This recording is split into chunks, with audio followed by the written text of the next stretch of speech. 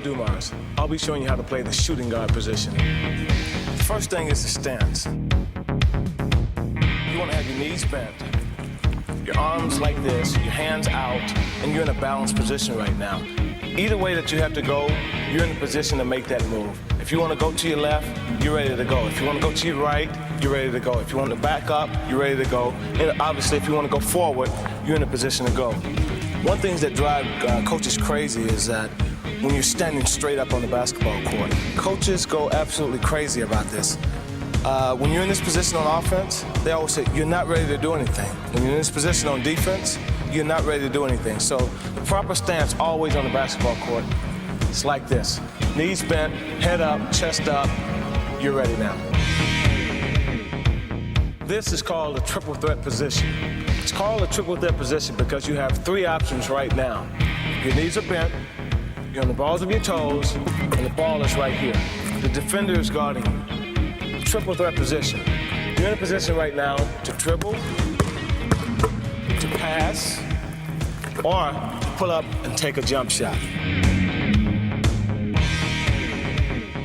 All pivoting is determining what foot is stationary. Now this is my pivot foot right now. I can move this leg, this foot, anywhere I want to because this is my pivot foot. The minute I pick this foot up and don't dribble the ball, that's called traveling. So now I come to a jump stop. Let's say I want this to be my pivot foot. I can do this all day long and it's not traveling. You cannot change your pivot foot. You can't jump stop, start pivoting like this, and then decide, oh, I want this to be my pivot foot. Once you determine a pivot foot, that's it. Now, I know a lot of guys in the NBA change their pivot foots and the refs don't call it. But you can't change pivot foots. One pivot foot, and that's it.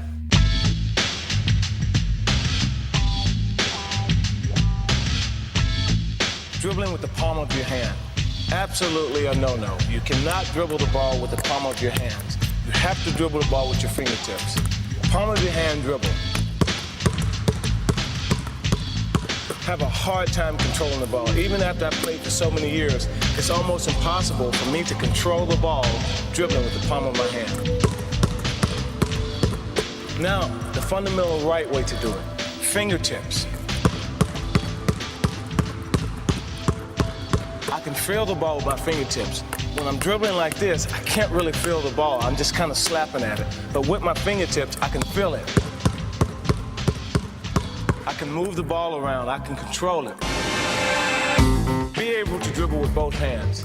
It doesn't do you any good to dribble great with this hand and then get to the left hand and go back to the bad ways. This way. This way. I have my head up and I'm not looking down at the ball. The minute you do that, someone steals the ball from you. You have to keep your head up, keep your chest up, and know where everybody is on the court at the same time. Is have a protective leg up. The reason I call it a protective leg is it protects the ball from the defender. You don't want to have this leg up and dribbling with the ball like this. The ball is totally exposed and you're going to get the ball stolen. You have to protect the ball with this leg up, ball here, and keep the ball low.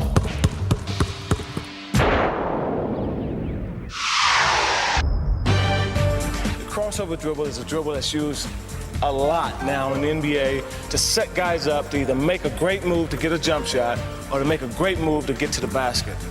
Basic move is you come in at a guy and you see him standing there and you're dribbling the ball and you're dribbling towards the defender and he's there and you want to set him up. What you start doing is maybe leaning one way. Obviously the way that you're not going to go, that's the way that you're going to lean. So if I'm coming at you, I'm going to start leaning this way. I'm going to start leaning that way and start getting you to lean that way. Totally to try to set you up to cross over. Either cross over in front of me or between my legs. Third way you can cross over is a behind the back dribble. So when you're coming at a guy, you're leaning one way, you're trying to set him up. That's crossover just right in front of him. When you're dribbling up the court and the guy's all over you playing tough defense, Simplest thing to do is to dribble to a spot, let him cut you off, spin, go to the next spot, spin, and get up the court that way. You run at about half speed, and you know the guy's gonna cut you off, and you want him to cut you off. Guy cuts you off right here. Spin, go the other way. Cut you off again. Spin, go the other way. This is when you leave the ball hanging out there. When you go to turn and you put that ball in your left hand like that, if you leave it out there, that's when you see guys steal the ball. What you want to do is keep the ball low and pull it around so you can protect the ball from the defender. If a guy cuts me off, watch what I do with the ball to make sure that he can't get his hand on the ball when I spin.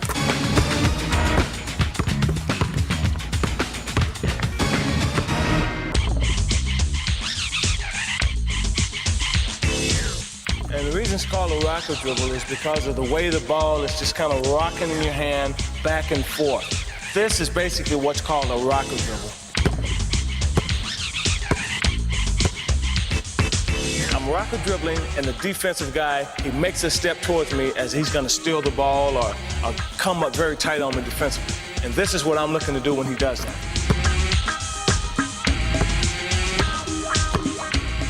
Let's say I blew by him the first time. Well, the next time I start rocker dribbling, in his mind, he's thinking, I better not get too close this time. The guy just went by me. So I'm going to give the guy some space. I'm looking for that, too. As soon as he does that, I'm looking to pull up and take the jump shot.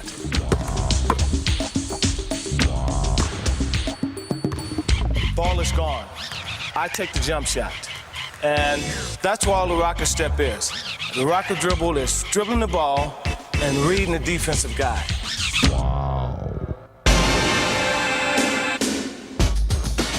You catch the ball, guy gets right in your face.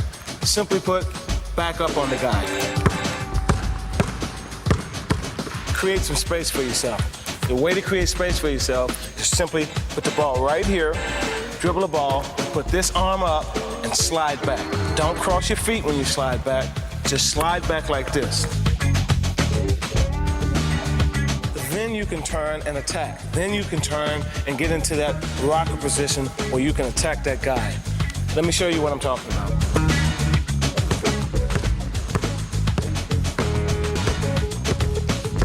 Then you can turn and attack the guy. But first, you have to create space for yourself. Joe Dumars III was born in 1963 and grew up in Natchitoches, Louisiana. His father, Joe Dumars Jr., was a truck driver who had served under George Patton in World War II. My father was one of those, what I feel, great men from back in an era where right is right and wrong is wrong, and you know, son, you're either going to do it right or you're going to do it wrong. There's no in between. There are no shortcuts. Big Joe Dumars lived by a simple, strict work ethic, and he demanded that his children do the same. But like many kids, little Joe often tried to slack off. I'd go to school sometimes, fake sickness. Oh, my stomach is hurt, you know, and I would do anything to get out of school, to get out of work. You know, if I had to cut the grass, oh man, the mower it's not working, Dad. Did you put some gas in it? No, okay. So, I mean, I tried to get away with anything I could get away with, just to get out of whatever I could. But by the time he was a teenager, Joe had learned an intolerance for excuses that would help shape his life. I started realizing that, you know what, I'm wasting time with these excuses because the time I'm making excuses, I could be doing what I have to do and getting it over with. And finally, when I got to that point, it was easy.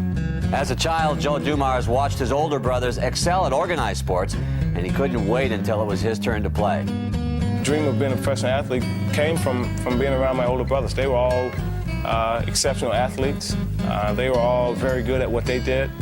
I was very young and an athlete myself, and I just grew up saying I want to be as good as my brothers are. When Joe Dumars was the starting tailback on his undefeated junior high school team, the coaches were predicting great things. Because I had 5 older brothers who were all just awesome football players. And when you're the youngest, you're always trying to make your mark. You're always trying to stand out in some type of way because you're just almost the runt of the family. You're the youngest one, and that's it. And I just felt like, you know what, if I can make it in another sport, I can establish my own personality because there's no matter what I would have done in football, no matter what I would have accomplished, I had 5 older brothers who had already did it. On the junior varsity basketball team at Natchitoches Central High, Joe found a sport he could call his own.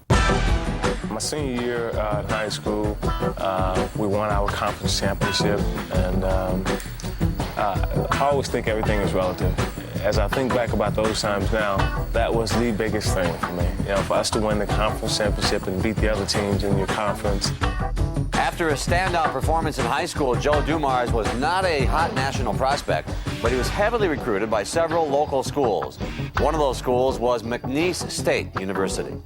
I was working after school at this place, at this fast food place, and I was working in there one evening, and these coaches came in, and they saw me working there, and they saw me walking through, and they said, "Hey, how you doing?" And I shook their hands, and I said, no, I didn't introduce myself. They introduced themselves as some college coaches, and they were in town, and they said, "Yeah, we're in town to see this guy play." I said, "Oh, you are?" And I said, who are you here to see? They said, "We're here to see Joe Dumars." So I said, "Oh, okay. So what do you think of him? Do you think he can play or what?" And they said, "Yeah, we think he's really good." I said, "Well, you guys want to sign him, you know, for the scholarship?" They said, "Yeah, we'd love to. We don't know if we're going to get him or not, but we'd love to sign him." And I said, "Oh, okay, that's great." So I went on, and this was at night. And the next day, they were coming to watch me practice and stuff. And the next day, they came in the gym, and Coach called me over and introduced me, and they were like, "Oh, my God." You know? So I ended up signing with those guys. I don't know. They told me they wanted me, even though they didn't even know it was me. So I felt pretty good about that and said, I think I'll go with these guys here.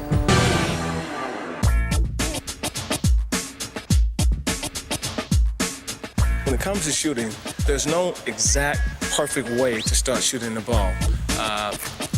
You shoot the ball and you do what's most comfortable for you. There are guys who bring the ball way back here. There are guys who shoot out here. There are guys who shoot here. There are guys who shoot push shots from here, and they're all great shooters. So there's not any one particular way to shoot the ball. It's whatever is most comfortable for you. What's most comfortable for me is to bring the ball from right here to right here. I'll show you the set shot and I'll show you the jump shot, and you'll see that the mechanics are exactly the same. Right foot starts back, moves forward. My motion to shoot is all in one with my right leg. My right leg, when it's back, the ball is somewhat back. When I'm coming forward, my right leg, the ball is coming forward. It's all connected. It's all one. So the set shot, I come and shoot it. The jump shot, I come and I jump. But the mechanics are exactly the same. Ball's back, right leg's back. Foot forward, ball is forward. Mechanics don't change. End result should not change. The ball should go through the basket.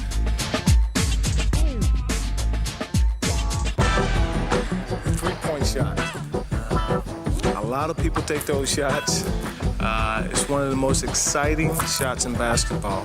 It can turn a game around, it can change the momentum, it can get a team back into the game. Three-point shot is a vital part of the game today. Usually if a big guy is posting up, what you want to do is be behind the three-point line, so when you pass it into him, if your guy's going to go back and help on defense, he has a long way to go. But if you're in here and you pass the ball, that guy can turn, take 2 steps, and he's right there helping out. So the three-point line is your barometer. Now, this is the high school line right here, this blue line right here. I only wish that this was my three-point line and I could shoot from behind it all the time, but it's not, it's the high school line. This has been the NBA line at some points, and this is what it is right now. Actually, I think this is about 23 feet away from the basket, 23.9 actually. It's a good ways from the basket, but if you're a good long-range shooter, it's a shot that you want to shoot. It's a shot that you want to set up for. I try to always get one full step behind the three-point line, because if I catch the ball behind the three-point line and I want to shoot, I want to be able to catch it and take a step and shoot. If I'm right here on the line, I can't take a step and shoot. I'm inside the three-point line. So I always try and get about a step behind the three-point line, so when a guy passes me the ball, I can catch it, jump up and shoot it, and get my full step in. Three-point shot.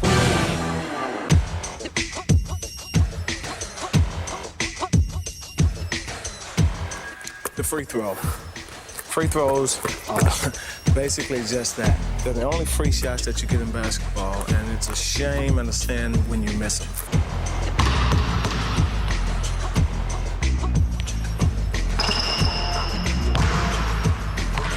Usually, when you see guys on the free throw line and they do different things, one time you may see them dribble twice, one time you may see them dribble 3 times, one time it may be once. Those are usually your inconsistent free throw shooters. If your ritual is consistent, usually your shooting is going to be consistent. If your ritual is inconsistent, there's no way that you're going to be a consistent free throw shooter. So my whole thing is get to the line, get into the same mode every time, do the same exact thing every time. Usually what I do is I turn, I get to the line, and I look at the basket first. The first thing I do is I try to find the basket, and I try to get exactly even with the basket. I want my nose to be right with the middle of the front of the basket. So I turn and I look, and I get right to the basket, I put my nose right to the basket, and then what I do is I usually take 3 dribbles, and that's it. 3 quick dribbles, I get set, take a deep breath, and usually I let it go.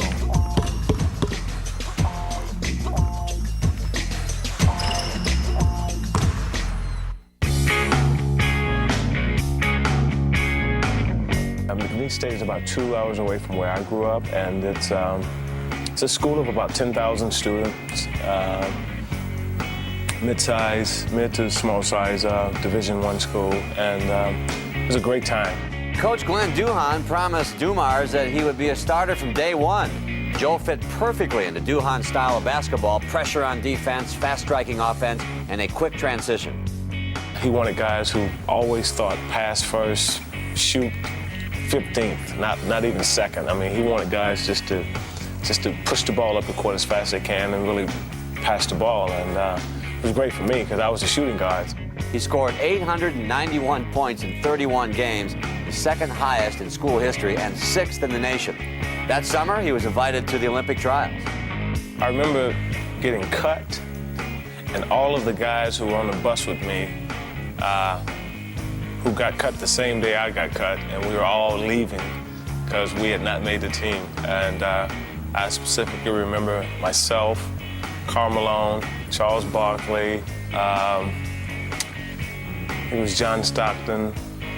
There's about 5 or 6 pretty good players, and I always remember that we were all just like, and we were all laughing, actually. Basically, we all said, we'll see in the end what happened. McNeese won 14 of its last 18 games to finish second in the Southland Conference. We never quite gelled completely, but like I said, we had good teams, good guys, and guys I enjoyed playing with. Joe finished his college career as an All-American and was far and away McNeese's all-time leading scorer with 2,607 points. I flew to Cleveland and visited the Cleveland Cavaliers. I flew to Dallas and visited the Dallas Mavericks, and I went to Houston and visited the Houston Rockets. Never once did I visit Detroit, even speak to anybody from Detroit.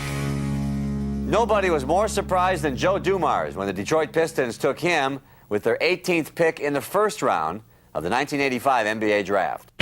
What were my feelings when the Pistons took me in the first round? This is miserable. Why am I going to Michigan? My basic idea was they make cars there. They don't play basketball there, so I did not want to go. I wasn't happy about it, to say the least. Joe started his first NBA season on the bench, watching and learning. I knew eventually I would get my break. I just didn't know if it was going to be a short period of time or a long period of time, but I knew eventually I would, and fortunately for me, it didn't take that long. Joe watched the Pistons struggle through an early season slump, losing 15 of 19 games. We lost, I'm not sure, but several games in a row, and we just weren't playing well. Chuck Daly took that opportunity to put me in the lineup. Immediately, we started winning. I think we won 10 games in a row. And the team's winning record solidified Joe as part of the Pistons' new starting five. I was strictly out there trying to help us win games, and I think over a period of time, all the players, the coaches, and everybody came to respect that. And even the guys whose place I took, who I've become very good friends with now, they eventually realized that that was my main goal out there. If he would have gone to a team that wasn't quite as good, he would average at least 5, 6, 7 more points a game and been so-called the man. But Joe's willing to accept that.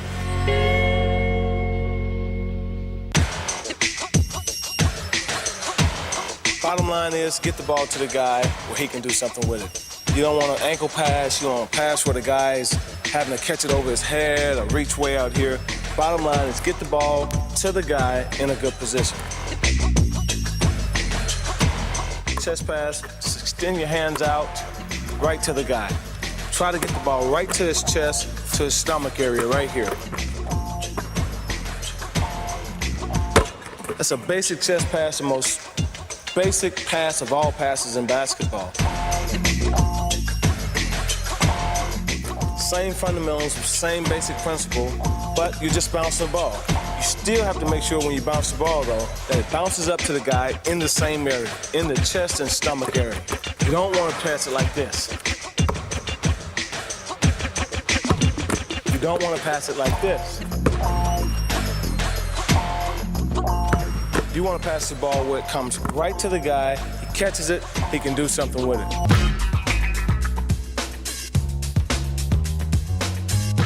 It's a pass that looks exactly like you're throwing a baseball.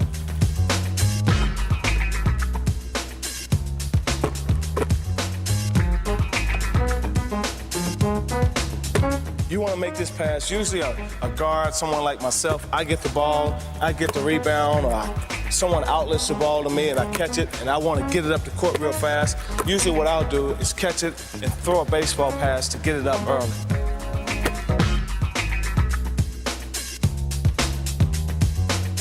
Right now I want to talk about feeding the post. Feeding the post is when you have a big guy posted up, you're on the perimeter, and you have to throw the ball inside to him. It's tough to pass the ball straight into the post-up guy when you have a defender on you and his hands are up.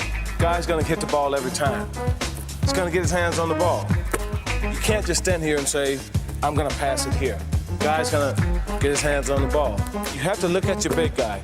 I see my big guy, he gives me a post-up position. It's my job to create a lane for myself, a passing lane, secondly, get the ball to him where he can do something with it. First of all, to create the passing lane, take one dribble. Then drop the ball in, bounce pass, right to my great guy. He turns and he makes his move. Let's say my big guy wants the ball on the other side. Create the passing lane first. One dribble, bounce it right into the guy. He makes his move.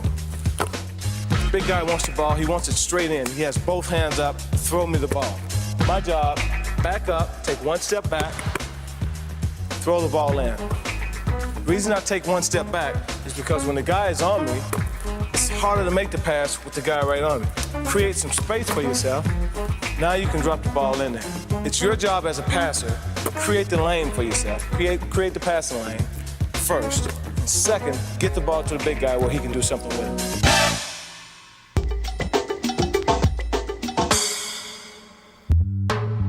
In the East, it was Boston, Philly, Milwaukee, and Atlanta was the next team on the rise. And they had an awfully talented basketball team. And trying to get past them was a tough hurdle. Joe Dumars suited up for his second NBA season. Detroit was focused on breaking past Atlanta. The Hawks finished first in the Central Division that year, with the Pistons 5 games behind in second place. Then came the playoffs. We won the first round series, and we got into the second round against the Atlanta Hawks. And at that particular time, Pistons and the Atlanta Hawks were a very even team. And one of those teams were going to ascend to greater heights, and one would descend. In a tough physical series, the Pistons avenged their 1986 loss and took the 1987 semifinals in 5 games. We did win a couple of games by maybe 1 or 2 points. But I honestly think that that was the difference in us going on to winning the World Championships and that team not going on to win any World Championships. In the Eastern Conference Championships, Detroit faced the defending champion Boston Celtics. Boston was always amazing. If it was springtime and hot and humid, you could rest assured that the heat would be on in the locker room until we got someone to cut it off. Or in the wintertime when it was cold out, I remember so many times it's, below freezing, snowing, and we walk in the locker room and the windows are cracked open.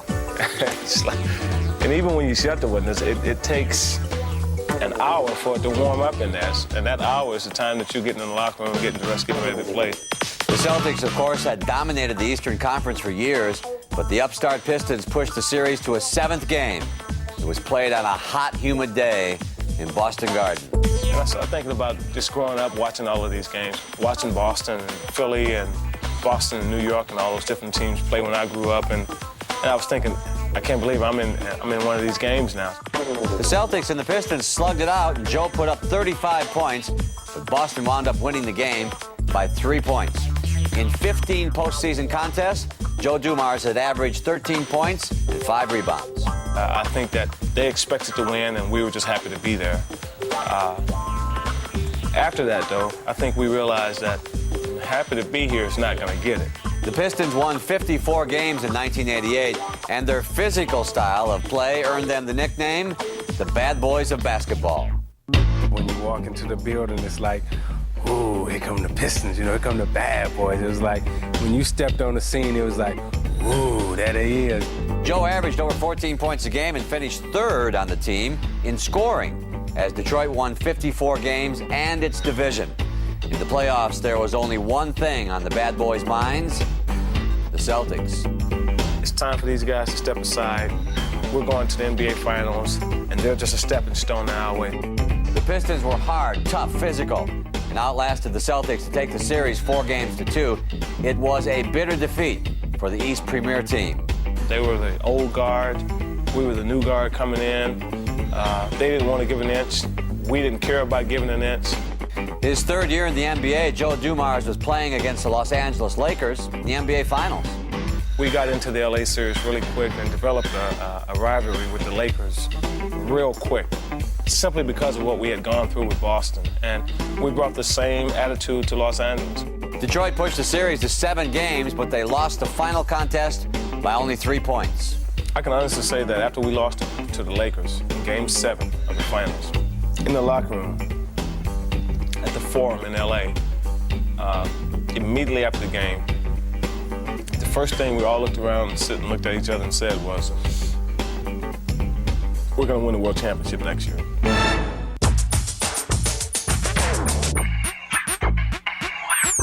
If you're going to play the game, you've got to know how to get open. Offensively, when someone is guarding you really tight, or you have the ball and you're trying to make a move to get to the basket or to get free, you have to learn how to get open.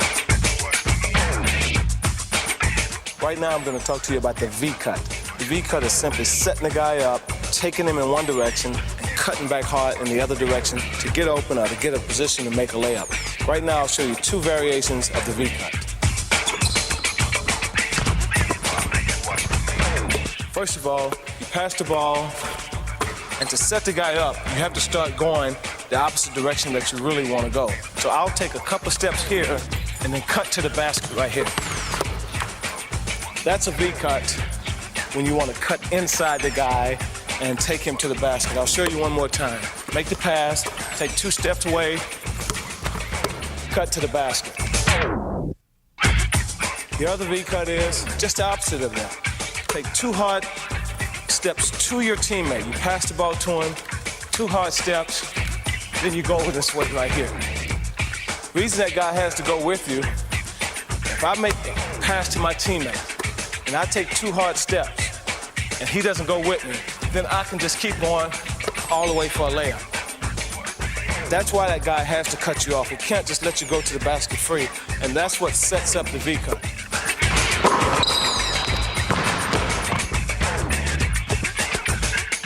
You want to get open, and guys playing you tight, and you need some space.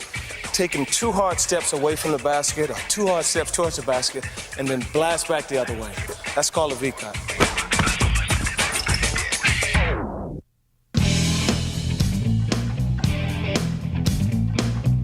Basic fundamental things about screening is you want to get your feet set when you get ready to set a screen. You want to have your hands in. You don't want to come down and be moving at the same time that your guy is trying to come off of the screen. You have to be stationary. If you're trying to move and screen a guy at the same time, ref's going to blow the whistle. It's going to be a foul automatically. If you slide your feet, if you move, if you put your elbow out, any of that type of movement when you're setting a screen, they're going to call a foul on you right away.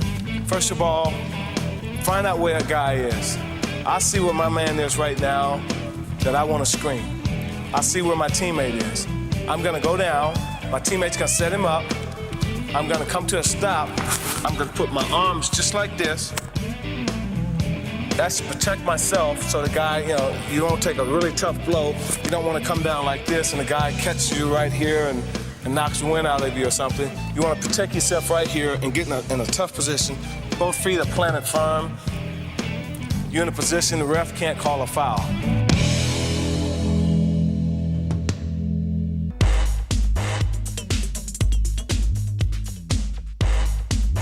You're the guy with the ball. You're the guy with the defender right on you. And now you have to wait for your teammate to come to set the good screen for you before you can take off.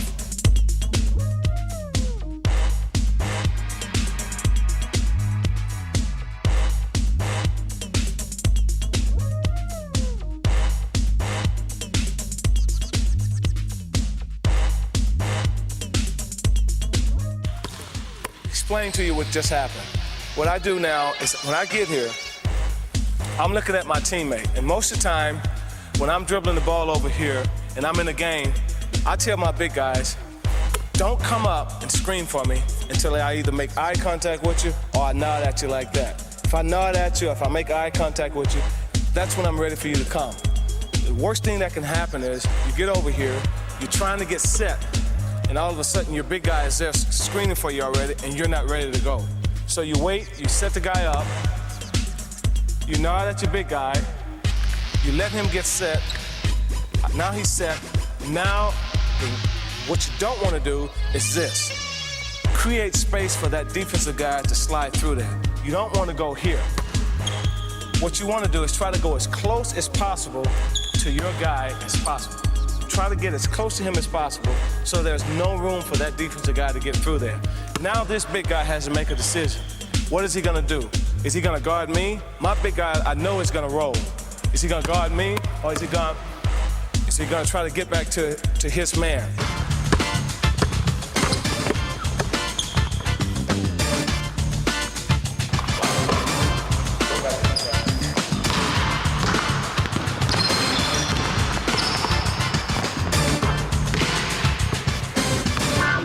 Put the defensive big guy in a bind. He has to make a decision. What is he gonna do? If he goes back, you pull up and shoot the jump shot. If he doesn't go back, you drop the pass in there to your guy rolling. Don't go too soon. Wait till that guy sets the screen. Set him up, get tight. Remember what I said, don't create any space like this. That guy, now he can slide through there. Get tight, cut off all the space. Now you're at the advantage right there.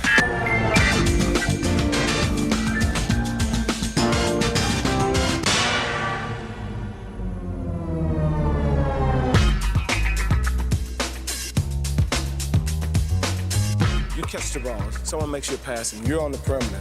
First thing you want to do is get in a triple threat position. We talked about that earlier, but here we are back at it again. I look at the defender.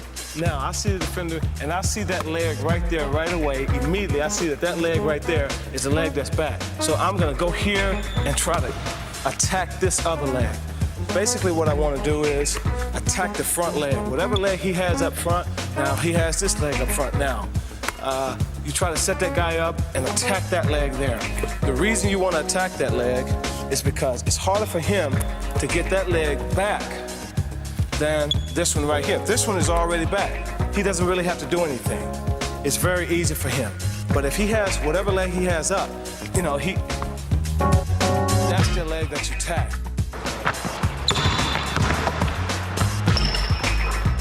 I catch the ball, and the defender is right there, and I'm thinking, man, he's too far off for me. I can take a jump shot right here. Or if I catch the ball and he's right up on me, I'm thinking, man, I can drive on this guy. So it's all about reading the defender when you catch the ball on the perimeter. Look and see what he's doing, and he will dictate to you what you need to do.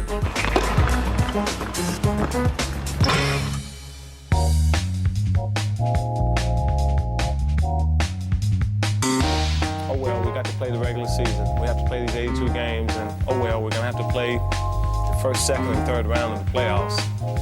But I guess we have to do all that if we're going to win the World Championship, so we better go ahead and do it. Going into the playoffs, the Pistons were focused on beating the Lakers, but the Chicago Bulls were focused on beating the Pistons. The two teams collided in the Eastern Conference Finals, where the job of containing Bulls superstar Michael Jordan rested heavily on guess who?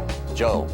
A big plus for me in dealing with Michael and in Chicago at that time was I knew, and he knew, that even if he got by me, there were some very physical guys on my team waiting for him to come in that lane. And matter of fact, they kind of wanted me to invite him to come in the lane a lot of times. The Pistons beat the Bulls in 6 tough games to return to the NBA Finals, where they again faced the Lakers. Detroit took the first 2 games from LA, and in Game 3, Joe Dumars caught fire. I remember saying, I don't care what place you got, just give me the ball. Joe put up 31 points as the Pistons won 114-110. Now to Game 4, Los Angeles ran up an early 16-point lead, but Detroit stormed back to win the game and their first NBA title. And we swept them, and I think that there was no question after that we were the team in the East. We were the team basically in the NBA at that time. We had just won a World Championship the year before, and we came back and swept Boston the year afterwards. You know, I think we were at our height then. He had averaged over 27 points a game in the championship series. Once belittled for not playing football, Joe Dumars now was named Most Valuable Player of the NBA Finals. You start thinking back when I made this decision just to play basketball, thinking about what the teachers and principals and coaches were saying. Are you crazy? What are you doing? You think back about all those decisions that you made to get to this point. And that's what I did. I started thinking back to all the decisions and things I had to do to get to that point. And I think that's what made it so gratifying. Champions at last, the Bad Boys terrorized the NBA in 1990. After we had won it and proven that we were the best in the world, there was an intimidation factor. There were situations where we'd come out in the first 10 minutes of the game, be extremely physical, maybe a little fight break out, something like that. And that other team was through. They were through. I mean, we'd end up winning by 20 points. Though Dumars missed 2 weeks with an injury to his hand, he helped the Pistons win 59 games to finish first in the Central Division. After a tough victory over Chicago in the conference finals, Detroit returned to the championship series, where they faced the upstart Portland Trail Blazers. I think we expected to face the Lakers again, and Portland just was kind of a surprise and came out of the West, and we ended up facing them, and I think they probably caught us off guard. The first 2 games of the 1990 NBA Finals were played in Detroit. The Pistons barely recovered from an early Portland lead to take Game 1. It was an impossible game. We had no business winning the first game, and then they came back and won the second game. So I think we kind of dug ourselves a little hole right there. Now, the significance of the loss was this. Our organization, in 17 years, not just during my tenure, had never won a game in the Portland Coliseum. Just before Game 3 began, Thomas and Coach Daly received word that Joe's father had died after a long illness. On the advice of Joe's wife, they decided not to tell him until after the game. I really didn't think the game, as important as it was to me and the rest of the team, was as important not to tell him. But we made the decision, and I still second-guess that thought process.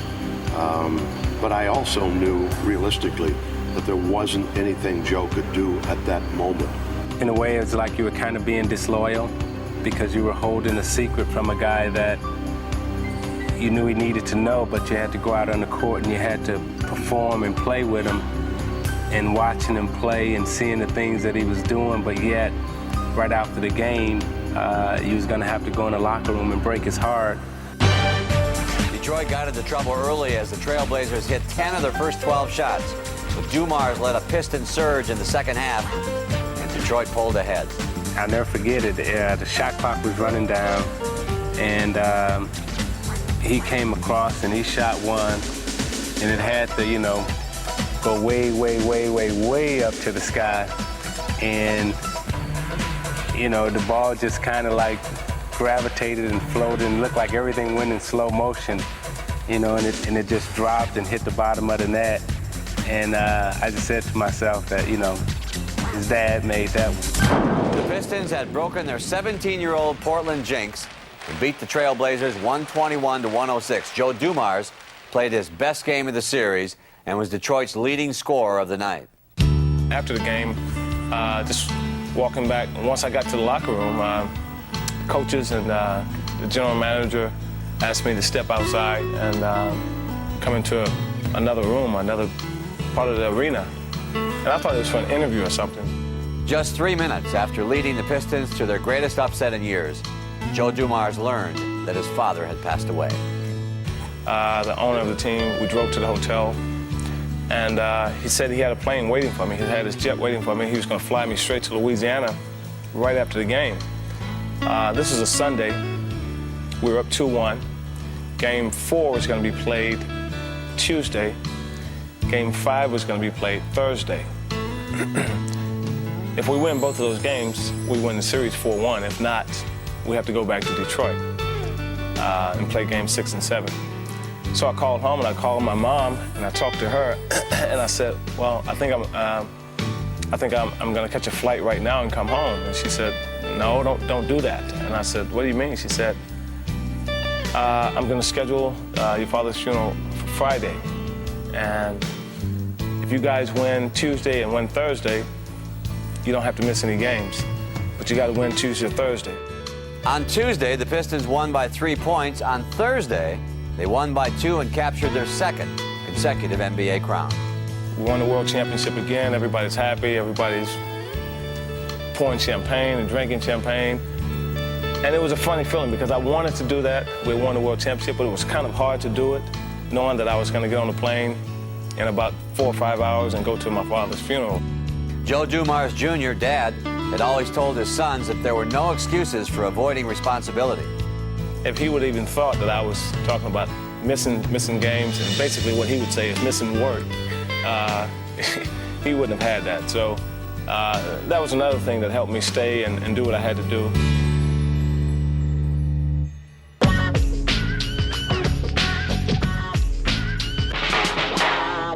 When you're at the 2 guard like I am in the NBA, every single night you're facing somebody who's either the leading scorer or the second leading scorer. Usually he's one of the go-to guys. Usually he's one of the marquee guys. What I'm saying is you're playing against a great player every single night that you step on the floor. So if you're not ready to play defense, if you don't have the will to play defense, you're going to have a lot of long nights in the NBA playing the 2 guard position. I have the ball, I turn, my guy is on me. If you look at the defensive guys, if you look at this defensive guy over here, he's in the passing lane right now. I cannot make a simple pass right there. He's playing off the ball, but he's in great defensive position because he's not allowing an easy pass just to go to the offensive guy. Same thing on this side over here. I have the ball, I can't make the easy pass. These guys are in great defensive position off the ball. Defense on the ball. This guy is square, his knees are bent, arms are out. This is great position for defense on the ball right here. There's some movement though. When the ball is being moved around the court, these 3 guys on defense should all be like on a string. They should all move together. I make the pass. Watch, see what happens. He drops on defense, he squares the guy up, he's not gonna let the guy drive. My guy, he drops back automatically, he's in great help position. The weak side guy, he's in great defensive help position. Now the ball comes back up top, watch the defense. They all move together. This defensive man comes back up, he denies the pass. The guy on the ball moves up. He's not gonna let me drive. The guy on this side now, he moves back up. Let's say I make the pass over here now. Look at the movement. He squares the guy up, gets in front of the guy, does not let him drive. My guy drops back, he's ready to help in case he gets beat. The weak side guy, in case the guy drives baseline, he's ready to step over and help. This is what you call good defense on the ball and off the ball. Defense is all about will. If you're a guard, if you're a point guard, if you're a two guard, defense starts with you guys. It starts with guys who are out on the perimeter. If you allow your man to break the defense down, if you allow the perimeter people from the other team to be able to break you down night in and night out, that's going to put so much pressure on your team defense till you're going to be in the hole every single night.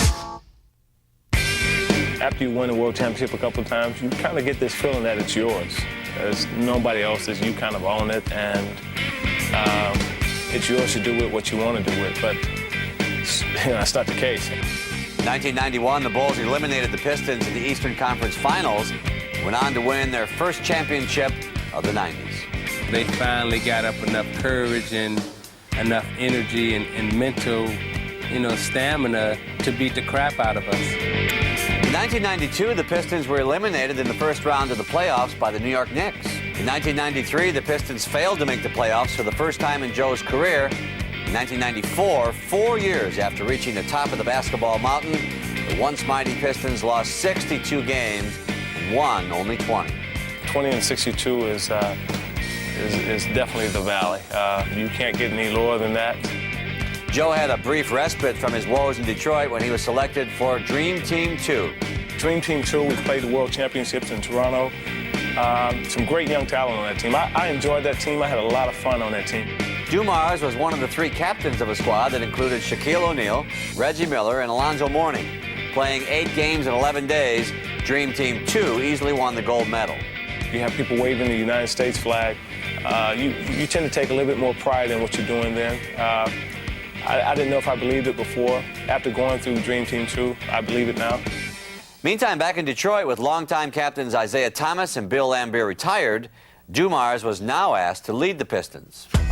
When you're the youngest, growing up in your family, when you're the youngest on your team for several years, I think eventually you become a person who want to be the oldest at some point. You want to be looked at as the veteran guy or the big brother. And I welcome that because I had been on the other end of that my entire life.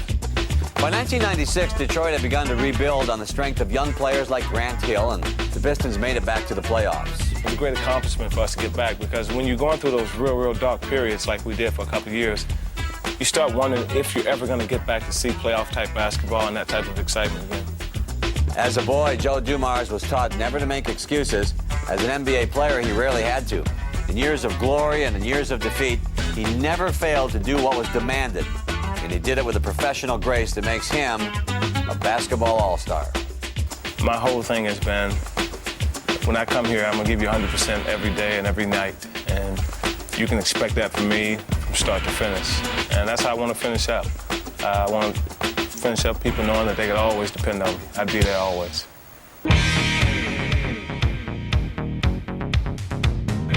All these drills that we just went over are basic fundamentals of the game. These are the drills that are either going to make you or break you. If you're trying to be a great player, if you're trying to reach the next level, try these drills. Good luck to you guys, and I'll see you guys on the court.